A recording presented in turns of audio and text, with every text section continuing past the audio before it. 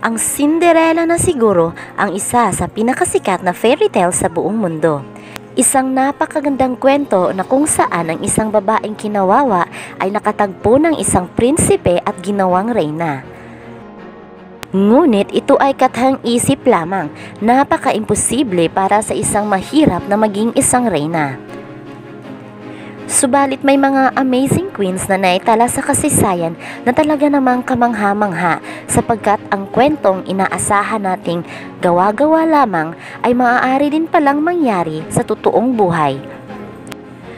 Tampok sa videong ito ang tatlong makapangyarihang imperatrice sa kasaysayan na nagmula sa pagiging isang alipin. At ito ang kanilang kwento.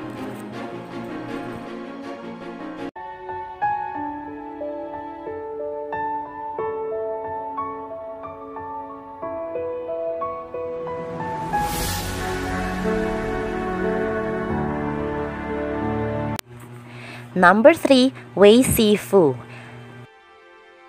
Si Wei Sifu ay ang pangalawang asawa ni Emperador Wu ng Han, na kalaunan ay naging imperatrice niya.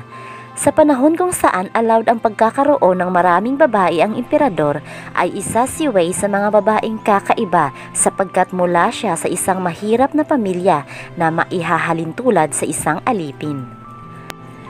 Ang kanyang ina ay isang mababang uri ng tagapagsilbi ng kapatid ng emperador na si Prinsesa Pinyang. Bata pa lamang siya ay nakitaan na siya ng talento sa pag-awit at sinanay din siya upang maging isang mananayaw. Samantala, ang asawa ng emperador na si Empress Qin ay hindi magkaanak sa mahabang panahon. Maraming naiwaldas na pera ang imperatrice sa pagpapagamot, makapagbigay lamang siya ng tagapagmana sa emperador, subalit walang nangyari. Minsan dinalaw ni Emperador Wu ang kapatid niyang si Prinsesa Pinyang. At dooy hinandugan siya ng prinsesa ng mga babaeng mula sa mataas na estado ang pamilya upang maging babae niya.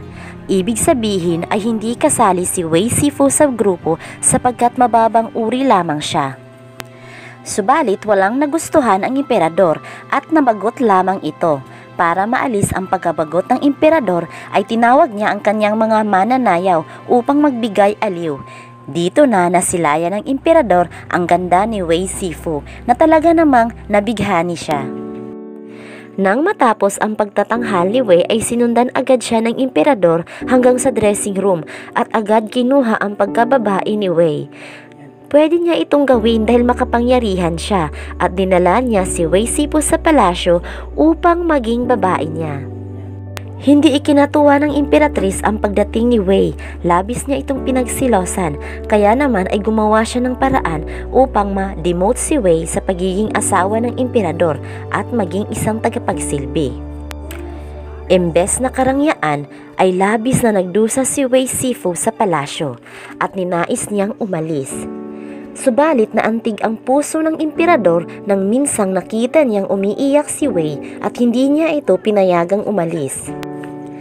Kahit na walang pahintulot sa asawa niyang imperatrice, ay binalik niya si Wei sa posisyon bilang babae niya at kalaunan nabuntis agad si Wei at nagsilang ng batang babae at nasundan pa ito ng dalawa pa. Labis na nainis ang imperatrice kay Wei, kaya naman ay inutos niyang ipapatay ang buong pamilya nito, subalit hindi ito nagwagi.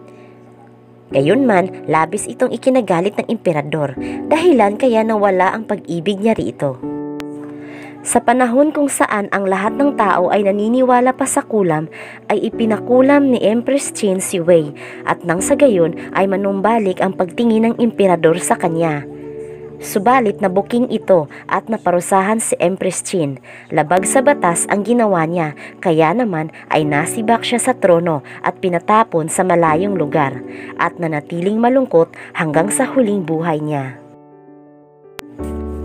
Nabakante ang trono ni Empress Qin at nabuntis ulit si Wei at nagsilang ng batang lalaki, dahilan kaya formal siyang itinanghal na bagong imperatrice.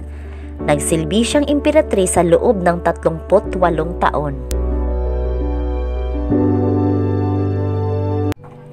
Number 2, si Theodora ng ika-6 na siglo. Si Theodora ay isang imperatris ng Imperyong Romano at asawa ni Justinian I. Siya ang pinakamaimpluwensya at makapangyarihang babae sa kasaysayan ng Imperyong Romano-Byzantino. Subalit bago ang makasaysayang ito ay marami muna siyang pinagdaanan bago niya nakilala ang lalaking umibig at bumago sa estado ng buhay niya. Ayon kay Procopius, isang historian sa panahon ni Justinian, si Theodora ay mula sa mahirap na pamilya.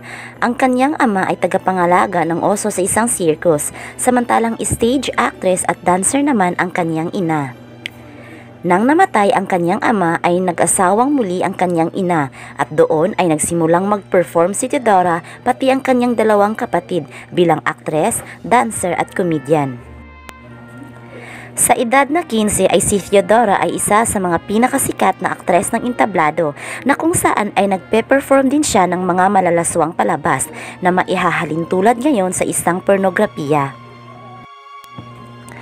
In short, isa siyang sexy star, pantasya ng bayan. Kaakibat ng pagiging aktres niya ay ang pagiging prostitute. Sa edad na 16 ay iniwan niya ang pag-arte at naging mistress sa isang mayamang Syrian official na nagngangalang Hisivolus na isang gobernador at nanirahan sa North Africa ng 4 na taon. Hindi naging masaya ang buhay niya sa piling ng gobernador sapagkat labi siya nitong pinagmalupitan at minaltrato. Sa huli, iniwan din siya sa ere. Sinasabing nagkaroon sila ng anak na babae na hindi naitala ang pagkakakilanlan. Nanirahan siya saglit sa Alexandria, Egypt at nagtrabaho bilang wall spinner. Dito na rin niya nakatagpo ang isang grupo ng mga Kristiyano na sa huli ay sinalihan niya. Dito na nagsimula ang pagiging aktibo ni Theodora sa relihiyon. Bumalik si Theodora sa Constantinople at sa pagbabalik niya ay nakilala niya si Justinian I na noon ay isang tagapagmana pa lamang ng trono. Si Justinian ay mula sa isang pamilya ng magsasaka at pamangkin ng kasalukuyang emperador na si Justin. Sinasabing nahumaling si Justinian sa ganda at talino ni Theodora. 20 years ang agwat ng kanilang edad. Taong 525 ay nagpakasal sila at hindi naging madali ang lahat sapagkat hindi magkatulad ang estado ng buhay ni Justinian at Theodora. Ang mga naging karanasan ni Theodora ay muntik nang nagpaudlot sa kasal nila. Subalit nagwagi pa rin ang pag-ibig dahil ipinaglaban ito ni Justinian. Binago niya ang batas na kung saan sinasaad na pwedeng pakasalan ng mataas na uri na tao ang mababang uri ng aktres. Nang namatay ang tiyuhi ni Justinian na si Emperador Justin, ay naipasa kay Justinian I ang trono. Taong 527 ay naging emperador si Justinian at formal ding itinanghal ang pagiging emperatris ni Theodora. Sinong mag-aakala na ang isang prostitute ay magiging isang makapangyarihang emperatris? Sa katunayan, sa kasaysayan ng Byzantine Empire, si Theodora ang kinikilalang pinakamaimpluwensya at makapangyarihang babae. Tinrato siya ni Justinian bilang co-ruler kahit pa sa usaping pang-politiko.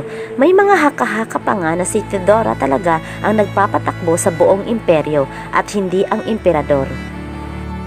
Taong 548 sa edad na 48 ay namayapa si Theodora, sanhi ng cancer at hindi na muling nagpakasal pa si Justinian sa iba.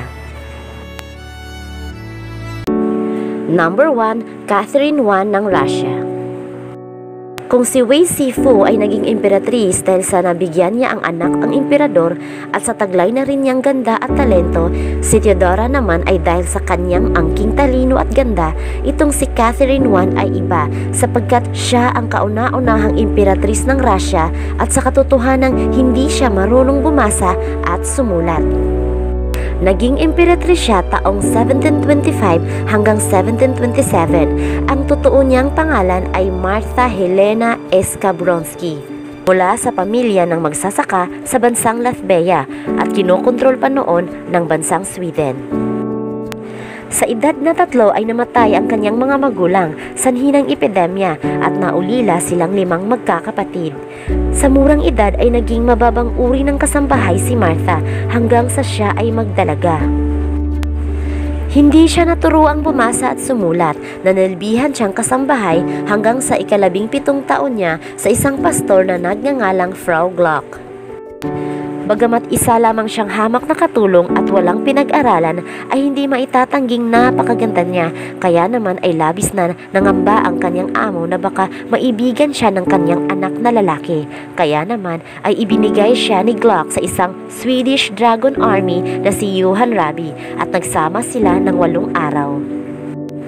Sa panahong yun, taong 1702 ay may digma ang nagaganap sa pagitan ng bansang Sweden at Russia. Sumuko ang mga Swedish at tumakas, kasama si Rabi sa mga tumakas at naiwan si Marta at di na sila muling nagkita pa. Ginawang alipin si Marta ng mga Russian at pansamantalang naging tagapagsilbi sa isang mercenaryong sundalo na isang German na si Brigadier Rudolf Bauer na may haka-haka pa nga na naging babae siya nito. Nakuha din niya ang atensyon ni Field Marshal Boris Shermitov at ginawa siya nitong tagapagsilbi at the same time babae na rin. Pumunta siya sa Russia kasama ang mga sundalo ni Shermitov at kalaunan nakilala niya si Alexander Menshikov na isang matalik na kaibigan ni Peter the Great ng Russia. Binili ni Menshikov si Marta para maging tagapagsilbi niya at dito nasilayan niya na ang kanyang amo ay mabuting tao at nakikita ni Marta na si Menshikov ang magbabago ng buhay niya. Taong 1703 ay binisita ni Peter si Menshikov at doon nasilayan ni Peter ang ganda ni Marta habang nagsiserve ng hapunan. Labis na nahumaling si Peter kay Marta kaya naman ay hiniling niyang makasama ito ng buong gabi. Ninais tulungan ni Menshikov na mabago ang buhay ni Martha, kaya naman sa pangalawang pagkakataon ay inimbita ulit ni Menshikov si Peter the Great at binihisa ng maganda si Martha at doon na tuluyang ginawang mistress si Martha sa isang pinakamakapangyarihang tao sa Russia. Taong 1705 ay naging kasapi si Martha sa simbahang Orthodox at dito na pinalitan ang pangalan niya bilang si Catherine Alexeyevna. Dinivorce ni Peter ang una niyang asawa at taong 1707 ay ikinasal sila ng pribado. Ginawa nila itong pribado sapagkat hindi katanggap-tanggap ang estado ni Catherine bilang asawa ng emperador, subalit gumawa ng paraan si Peter para tanggapin siya ng mga Russian. Taong 1724 ay naging opisyal na emperatris si Catherine at mahigpit niyang isinulong ang korupsyon sa Russia. Taong 1725 ay yumao si Peter nang walang nakapangalang kahalili. Naging tanyag na emperatris si Catherine sa buong Russia na siyang nag-take over sa posisyon ni Peter. Biruin mo, ang babaeng hindi nakapag-aral, isang hamak na kasambahay, benenta at pinagpasapasahan ay naging mamumuno ng isang bansa. Siya ang kauna-unahang babaeng namuno sa imperyo ng Russia. Pinagpatuloy niya ang advokasya ni Peter. Ito ay dahil sa gabay na rin ni Menshikov at ng iba pang matataas na opisyal ng konseho. Taong 1727 sa edad na 43 ay binawian din siya ng buhay, sanhi ng sakit sa baga. Maiksi man ang naging pamumuno niya ay hindi maikakailang nagtala pa rin siya ng magandang istorya sa kasaysayan.